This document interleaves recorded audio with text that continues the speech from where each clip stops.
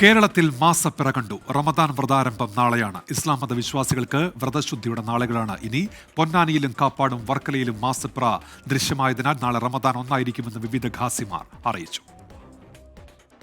വിശ്വാസികളെ സംബന്ധിച്ചിടത്തോളം ഒരു പുണ്യമാസത്തിലേക്കാണ് പ്രവേശിച്ചിട്ടുള്ളത്. സമസ്തയുടെ അഭിനന്ദനായ ജനറൽ സെക്രട്ടറി ആലിക്കുട്ടി ഉസ്താദും നാളെ മാസപ്പിറവി 1 നിലക്ക് ഉറപ്പിച്ചതായി വിവരം അറിയിച്ചിട്ടുണ്ട്. വിശ്വാസികൾക്ക് ആഹ്ലാദമായി പുണ്യ റംസാൻ പിറന്നു. പ്രപഞ്ചനാഥന്റെ കാരുണ്യം പെയ്തിറങ്ങുന്ന സന്തോഷത്തിന്റെ രാപ്പകലുകളാണ് ഇനിയുള്ള ഓരോ ദിനങ്ങളും. ഒരു മാസക്കാലം വിശ്വാസികൾ പകൽ മുഴുവൻ ഭക്ഷണവും വെള്ളവും വെടിഞ്ഞ് നോമ്പ് നോൽക്കും.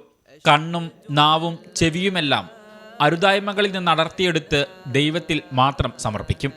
ആ മാസത്തിന്റെ പുണ്യം ആവോളം നേടിയെടുക്കാനുള്ള ശ്രമത്തിലാവും ഇനി ഓരോ വിശ്വാസിയും. സംസ്ഥാനത്തെ വിവിധ ഖാസിമാർ റംസാൻ സന്ദേശം നൽകി.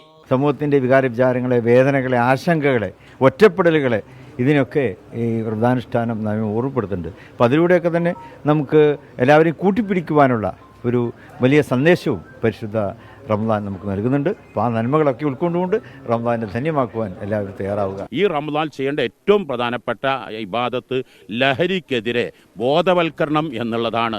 എല്ലാ പള്ളിയിലെയും ഇമാമുമാർ, ഖതീബുമാർ വെള്ളിയാഴ്ച ജുമാനന്തരമുള്ള പ്രഭാഷണങ്ങൾ പ്രധാനമായും ആവർത്തി നൽകേണ്ടത്.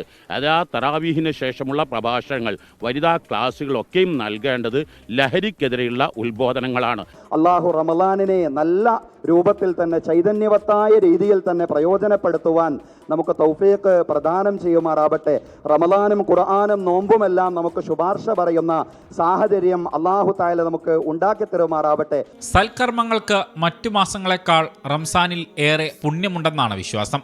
അതുകൊണ്ട് ദാനധർമ്മങ്ങൾക്ക് റംസാനിൽ ഏറെ പ്രാധാന്യം നൽകുന്നു. അവസാന 10 ഒറ്റയിട്ട രാവുകൾ ഏറ്റവും പുണ്യകരമായ രാവുകളാണ്. രാത്രിയിലെ തറാവീഹ് നമസ്കാരവും ഇഫ്താർ വിരുന്നുകളിലെ സൗഹൃദ സംഗമങ്ങളുമെല്ലാമായി ഓരോ വിശ്വാസിയും ഇനി പ്രാർത്ഥനയുടെ തിരക്കുകളിലലിയും. 24 കോഴിക്കോട്.